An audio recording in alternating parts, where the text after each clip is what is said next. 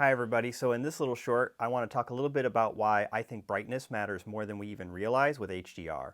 A lot of you have said in the past that you really don't like projectors because you much prefer the look that you get from an OLED screen or even a really good LCD. I've often countered that by saying that in the end, you get a better overall cinema experience in your home when you can use a projector due to screen size and getting the viewing angles right.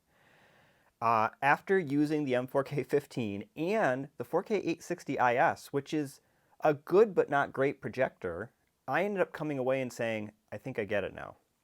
The brightness made that look more like what I'm used to on an OLED, even though I didn't have the contrast. The dynamic range was so great. I said that wrong, even though I didn't have the black floor.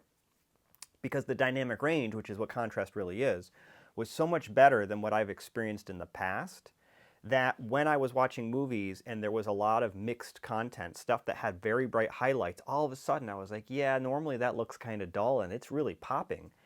A projector that, like I said, wasn't all that great. The 4K 860 IS doesn't have a very good black floor. The colors are actually on par with the JVCs, but they're not as good and nowhere near as good as the M4K 15s. Still looked really good because of that brightness. And so the dynamic range that that extra brightness gave me ended up being a much more big deal, if you will, than I expected it to be.